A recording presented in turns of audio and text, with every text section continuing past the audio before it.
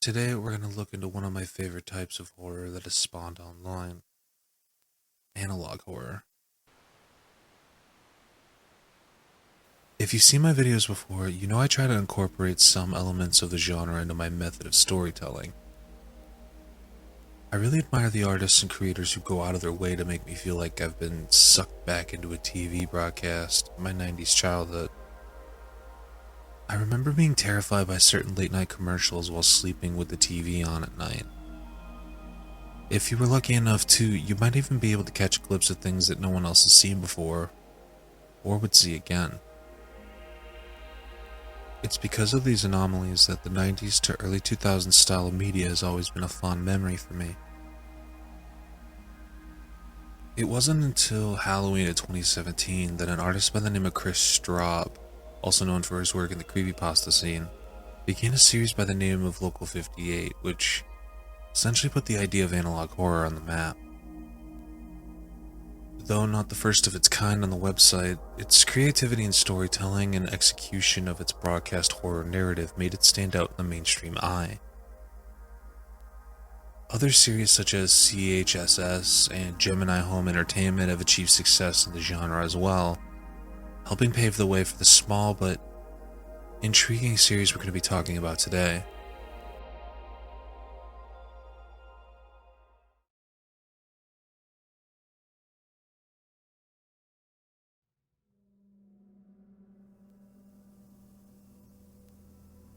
The Mandela Catalogue YouTube account was created June 9th of 2021, before having its first video uploaded by creator Alex Kister that same day. In the first video titled Overthrown, we get what appears to be a corrupted and edited cartoon about the birth of Jesus. In the beginning, the Archangel Gabriel tells two shepherds of Jesus' birth before the video begins to glitch out. We cut to a robotic narrator telling us the story of Gabriel telling Mary that she will birth Christ. But instead, Gabriel's head is replaced by a warped image of a man, before outright censoring entirely. The angel begins to whisper to Mary in a distorted and shallow tone. However, if we turn on the YouTube's closed caption feature, we get a long string of binary text. Translating it reveals the message to say, "I am the one true savior. I must reverse the delusion. Joseph is next." Before the angel flies away, while Mary pledges her devotion to God. The video then cuts to Joseph sleeping while the distorted angel figure watches over him. He whispers, "I will fool the shepherds. I will know their greatest fear. I will know your greatest fear." Before the video cuts to the shepherd scene once more. This time, however, there's a strange dark tinge to it. The angel returns to speak to the shepherds once more, but this time, he whispers in a similar tone to earlier in the video. Almost robotic and coldly, he tells the shepherds, "I am your true savior. I know everything about what makes you human. I know what you love. I know what you dread." The facade peels away, and the face of the angel distorts. Now, it's easy to miss, but again the captions show there's more than meets the eye as we get this quote here. "How frozen I became and powerless then. Ask it not, reader, for I write it not, because all language would be insufficient. I did not die, and I alive remain not. Think for thyself now. Hast thou aught of wit, what I became being of both deprived?" This is a quote from Dante Alighieri's story called The Inferno, a story about Dante and the poet Virgil exploring through the 9 circles of hell. This quote is used to describe their encounter with Satan himself. One can't think that the link between this statement and the warped version of the Archangel Gabriel seem to imply that there's some kind of imposter believing that they are God, or some kind of evil taking over as if they were God. The video then cuts to a blackened desert scene with two sets of text. The first text, which is bold in red font, reads, "Can't you see? I deceived them. Such weak minds." The final scene has a thin white font and reads, "I am bound to chains on my ankles that grow heavier with every step. The infinite amount of sand will be my tomb, and my foolishness will be my legacy. If there is a God, please help me." Now don't get me wrong, this video absolutely makes the hairs on my neck stand up, but it's the next video that takes this series to a whole other level for me. Volume 1 is one of the best ways to start an analog horror story, quite frankly, I've ever seen. Because there's so much to theorize, process, and retrieve from this video and its execution. It's just perfect in my opinion. Now, for the sake of simplicity, I'll be mashing together the Think Principle video and Volume 1 because they pretty much overlap each other in the beginning. The first few minutes of Volume 1 is just the same content as the Think Principle, so there's no reason to talk about the same thing twice, but there are slight differences that I will mention. Volume 1 begins with the message from the United States Department of Temporal Phenomena, with the year of 1981 stamped on the logo. The logo itself is interesting as it represents a clock with the phrase "time flies" in Latin above it.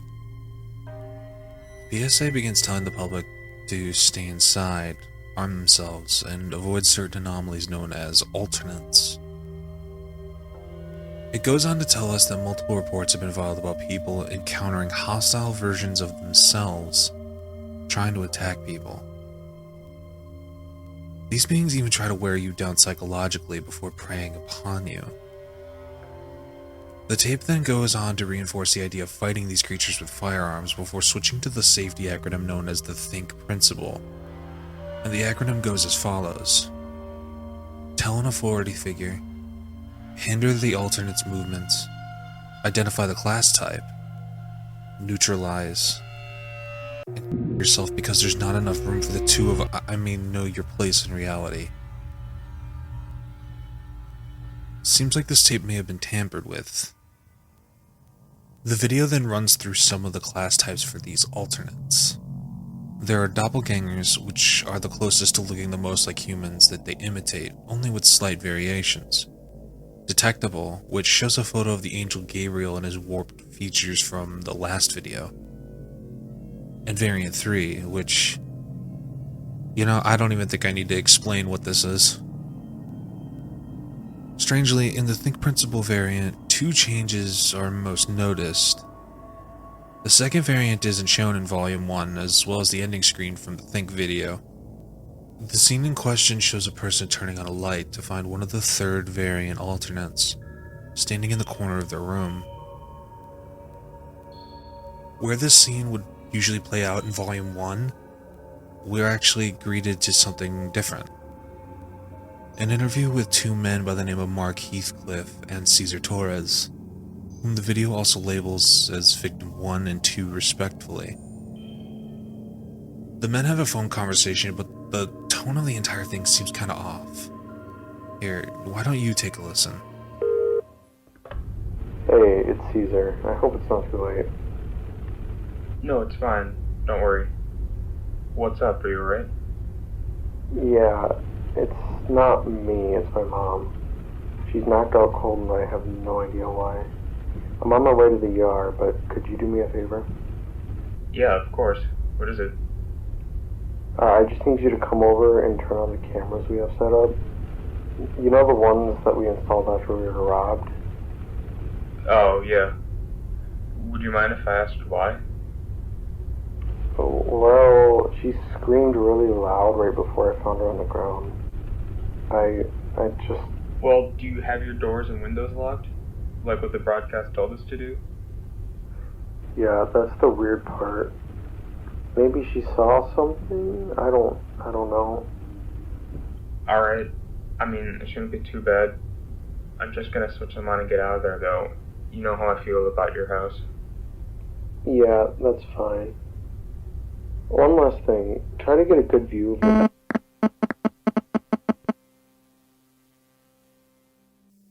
So she saw something, huh? Did it happen to look like this? The scene immediately cuts to what appears to be Mark driving to Caesar's place before receiving an audio log from the security system at 5:34 a.m. A woman screams, and similarly, the photos of Mark and Caesar return in distorted fashion. However, only Caesar's face changes, stretching and distorting with the glitched screams. I think maybe Caesar and his mother may have both had encounters with their other's alternates. Notice how in her small amount of dialogue, she doesn't ask who the person is or what the thing is in front of her. She automatically tells it to get away from her, almost with a sense of familiarity. Who are you? Get away from me! No! And we do know that Caesar dies thanks to the victim titles given in the video. Mark then interrupts the video, stating that something followed him home. He records someone or something trying to get him to unlock the door. A brief taste of that manipulation ability mentioned earlier in the video. Mark, I have a gift for you. I have a present. I have a surprise. I will not hurt. Mark says he doesn't want to open the door, but it's been days and no one has come to help him. So he tries taking matters into his own hands. Mark tries to shoot the alternate, but it seems that it managed to survive. The alternate tells him that he made a bad decision before it cuts to a screen of Mark's body, next to his gun. Using the technique provided, it didn't work, and no one came to help him. And we're immediately shown why as we roll into the Mandela County Police training video. The only real information we get from this training tape is how the authorities are told to disregard any and all cases involving an alternate encounter, saying that it isn't worth the risk. No wonder why Mark was left for dead. The police were ordered to never show. The video then cuts to a toddler stress assessment, which plays through until we get a presentation for what I believe is Mark as a 4-year-old kid. In the presentation, he brings up how he heard something in the house, and he tried to sleep in his mom's room. As he passed the stairs, he notices a man standing in the corner before he automatically just passes out. An interesting theory by Wowman on YouTube suggests that Caesar's house was actually Mark's childhood home, as there's a history of break-ins, and that Mark seems skittish when it comes to helping out Caesar by going to his house. The man Mark sees bears many similarities to this warped man here as well, which leads us to the next video. Intruder alert starts with the man in the hood from the last video stating that he's in our home, before cutting to a child safety video created by Mandela County Child Endangerment Association. The video shows multiple images of the man we know as the intruder, before cutting to a tutorial for calming your child when they're watching something on TV. The video says that you need to wait until you hear your child no longer crying before the woman in the video returns to her baby's crib. The baby has gone missing, and when the mother turns to the TV, the intruder is seen on screen. Feeling like she failed as a mother and a protector, she takes her own life while this text, distraught at the sight of her missing daughter, plays over and over again before the video immediately cuts. An emergency broadcast alert where a total of 3,426 children have seemingly vanished. The counties affected are Bythorn, Workshaw, Mandela, and Yonder, as the alert also warns parents to make sure they keep an eye on what their children watch on TV.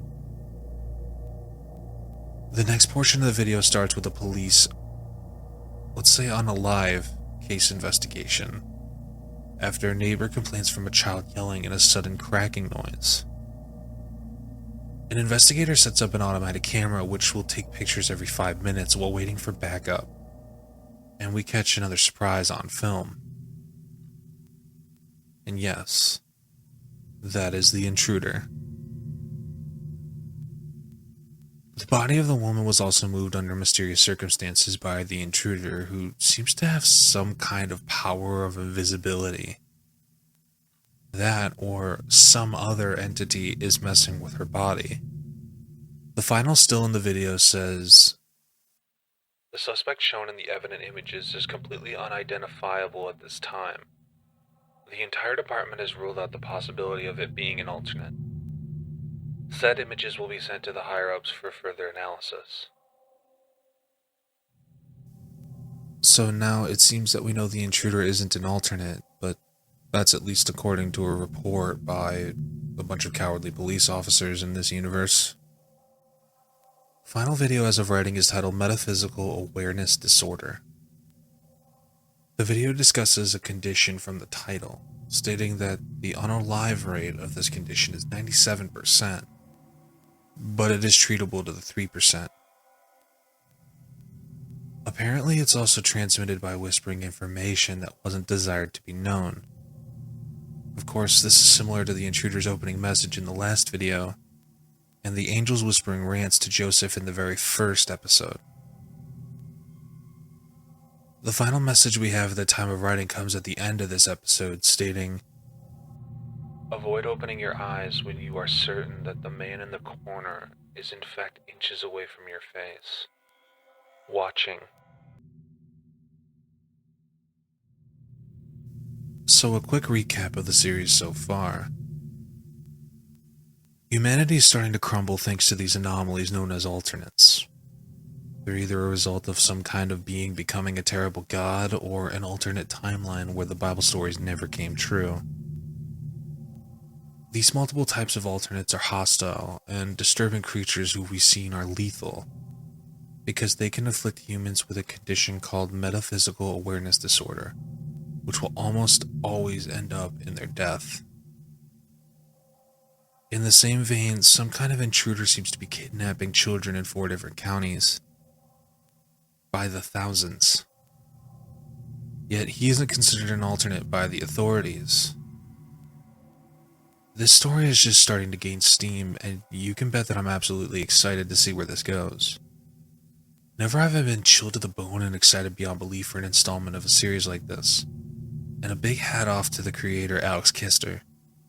If you haven't already, subscribe to the Mandela Catalog YouTube channel and follow Alex on Twitter. Tell him I said hi.